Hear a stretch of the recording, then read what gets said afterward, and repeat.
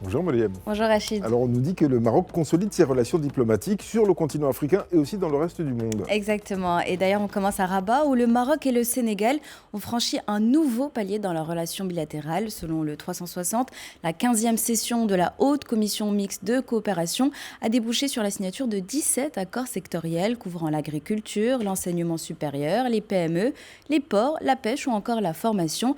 Et autour du chef du gouvernement marocain Aziz Akhnouch et du Premier ministre sénégalais Ousmane Sonko, le message est clair, dépasser les crispations conjoncturelles pour inscrire la relation dans la durée.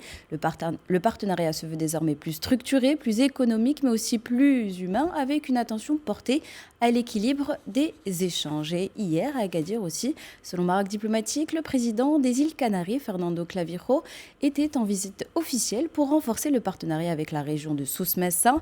Innovation, enseignement supérieur, économie bleue, tourisme, sport, les axes sont multiples et très concrets. Cette coopération s'inscrit dans la stratégie Canaries-Afrique qui positionne le Maroc comme un pont naturel entre l'Europe et l'Afrique, avec des projets opérationnels, notamment en préparation de la Coupe du Monde 2030. Et puis, cette fois-ci, à Madrid, en marge du salon Fitur, le Maroc a activé une autre forme de diplomatie, celle des professionnels du tourisme.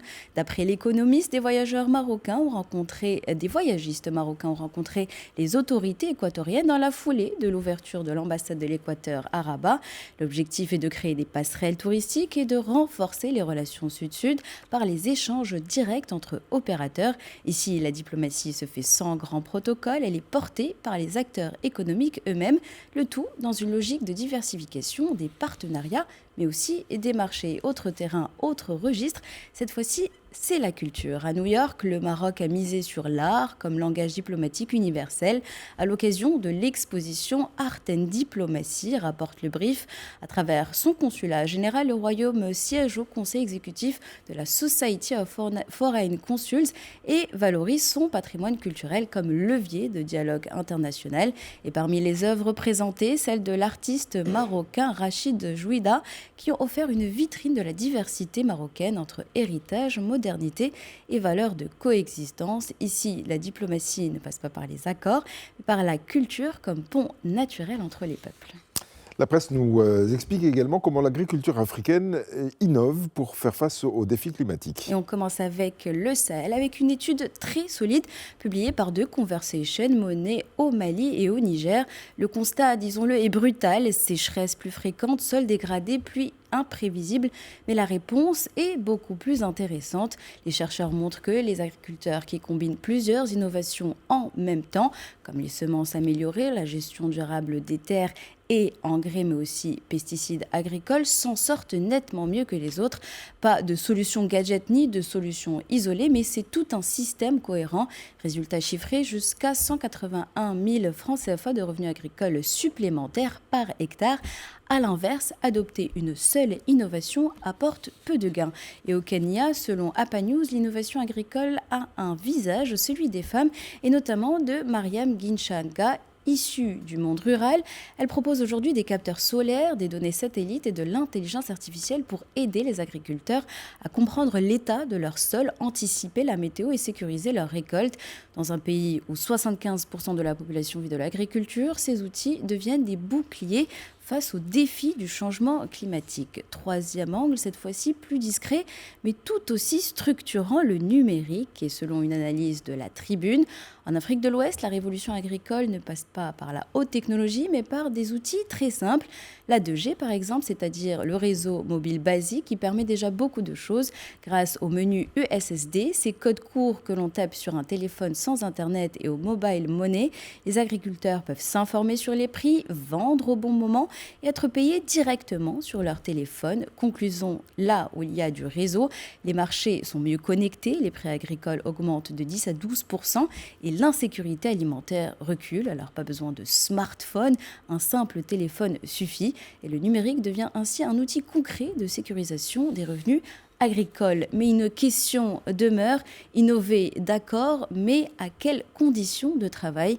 Un long entretien publié par Afriquinfo rappelle que la modernisation agricole peut aussi accentuer la pénibilité, la précarité et le travail informel, notamment pour les femmes et les saisonniers. Et pour attirer les jeunes vers l'agriculture, il faudra des revenus décents, moins de pénibilité, de la formation et un meilleur partage de la valeur. L'enjeu est là, faire de l'innovation agricole africaine un progrès économique, mais aussi social. Et qui dit agriculture dit eau, l'eau qui s'impose dans l'agenda international face aux tensions politiques liées au risque de pénurie. Et en prévision d'ailleurs de la conférence des Nations Unies sur l'eau prévue aux Émirats Arabes Unis en fin d'année, une réunion préparatoire de haut niveau s'est tenue hier à Dakar.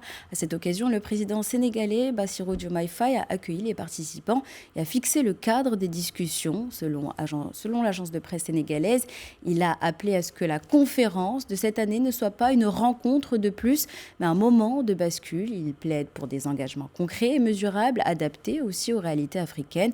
Et il insiste sur un point central, aucune transformation durable ne sera possible sans les communautés locales, les savoirs endogènes, les jeunes et les femmes. L'eau comme bien public mondial, mais pensée et gérée avec les peuples.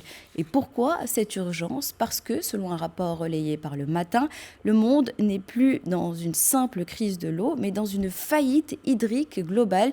Les chiffres donnent le vertige. 75% de l'humanité vit dans des pays où l'eau est exploitée au-delà de sa capacité de renouvellement. Les nappes phréatiques s'épuisent, les lacs disparaissent, les sols s'affaissent. Et pour les experts de l'ONU, on a franchi des seuils irréversible. L'objectif n'est plus de revenir à la normale, mais de s'adapter à de nouvelles limites. Et l'agriculture est au cœur du problème, puisqu'elle consomme environ 70% de l'eau douce mondiale. Produire plus avec moins d'eau devient un défi central pour la sécurité alimentaire mondiale. Et face à ce constat, la diplomatie du monde entier s'organise. Dans un entretien accordé à Swiss Info, Retno Marsoudi, envoyé spécial des Nations Unies pour l'eau, le dit sans détour, l'eau doit être placée au sommet de l'agenda politique mondial. Aujourd'hui, plus de 2 milliards de personnes n'ont toujours pas accès à une eau potable sûre. Les infrastructures sont vieillissantes, responsables de pertes allant jusqu'à 30 à 50% de l'eau produite. Et pour y répondre, il faudra entre 600 et 1000 milliards de dollars par an, bien au-delà des montants actuels. Et sans coopération internationale, notamment sur les eaux transfrontalières, les tensions risquent de s'aggraver. L'eau n'est pas un sujet technique, c'est un enjeu de paix, de stabilité et de souveraineté. Mais la crise de l'eau ne se joue pas seulement dans les grandes conférences, elle se vit au quotidien. Et comme à Mayotte, d'ailleurs selon Ouest France, le procès des anciens dirigeants du syndicat des eaux renvoie directement aux pénuries quotidiennes subies par la population. Derrière la sécheresse, il y a aussi des infrastructures sous-dimensionnées, une gouvernance défaillante et soupçonnée de corruption. Résultat, près de 30% de la population n'est pas raccordée au réseau et l'eau manque chaque jour. Ce cas illustre une réalité plus large. La crise de l'eau est aussi une crise de gestion publique, de transparence et d'anticipation, car sans institutions solides, même les territoires riches en ressources peuvent se retrouver à sec. Nous sommes aujourd'hui le mardi 27 janvier 2026. Quel autre 27 janvier avez-vous retenu dans l'histoire? Alors je vous emmène au 27 janvier 1945 où les troupes soviétiques libèrent le camp nazi de concentration et d'extermination d'Auschwitz-Birkenau en Pologne. Dans ce complexe, plus d'1 million de personnes ont été assassinées, en majorité des Juifs, mais aussi des Roms et des prisonniers politiques, mais aussi d'autres groupes persécutés par le régime nazi. Et en 2005, l'Assemblée générale des Nations Unies proclame officiellement le 27 janvier, journée internationale dédiée à la mémoire des victimes de l'Holocauste. Cette journée est portée entre autres par l'UNESCO avec un objectif précis, rappeler les faits historiques, préserver les archives, encourager l'enseignement de ce moment charnière de l'histoire contemporaine. Le 27 janvier devient donc un repère historique international inscrit dans le calendrier mondial pour comprendre et réfléchir aux conséquences durables de ces crimes sur nos sociétés. Parce que connaître l'histoire reste l'un des moyens les plus sûrs d'éviter que la violence de masse ne se reproduise. Un rappel nécessaire pour préserver les peuples dans les conflits passés comme actuels, quelle que soit leur origine, leur culture ou leur croyance. Merci beaucoup, Mariam Kokaïna, pour cette revue de presse.